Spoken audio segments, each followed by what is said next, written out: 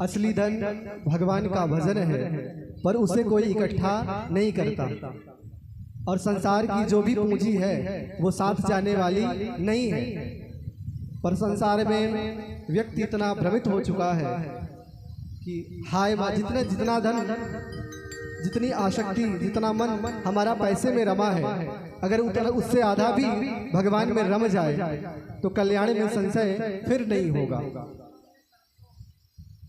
सुखदेव जी कहते हैं कि परीक्षित, तस्मात् भारत सर्वात्मा भगवान ईश्वरो हरिः श्रोतव्यः कीर्तितव्यश्च स्मर्तव्यस्य क्षता भयम्।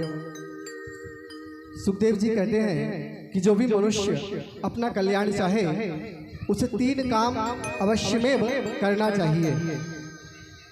कौन कौन से 3 काम? पहला, श्रोतव्यः, भगवान की कथा सुने। दूसरा, कीर्तन करे। तीसरा, भगवान की लीलाओं का स्मरण करे, भगवान के नाम का स्मरण करे, जिसे भी अपने कल्याण की इच्छा हो।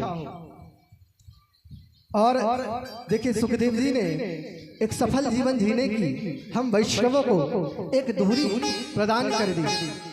बोले जीवन किस प्रकार से निकले, तो 3 आचरणों के द्वारा हमारा जीवन निकले, श्रवण, कीर्तन और स्मरण। और जब मृत्यु हो तो किस प्रकार से हो?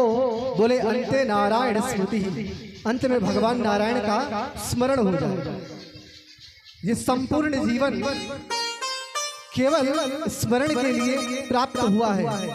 भगवान के स्मरण का हम संपूर्ण जीवन अभ्यास करें, इसीलिए भगवान ने ये मनुष्य शरीर दी है।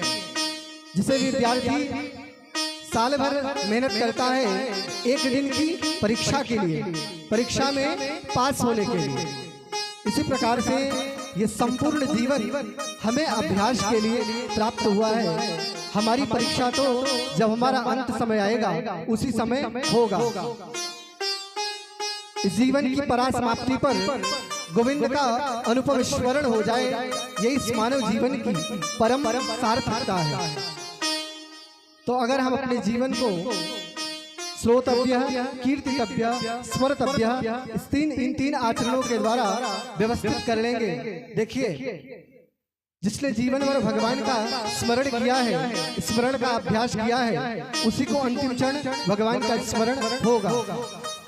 जिसने अभ्यास ही नहीं किया तो फिर स्मरण कहाँ से होगा? जो संसार में रमा है उसे संसार ही याद आएगा।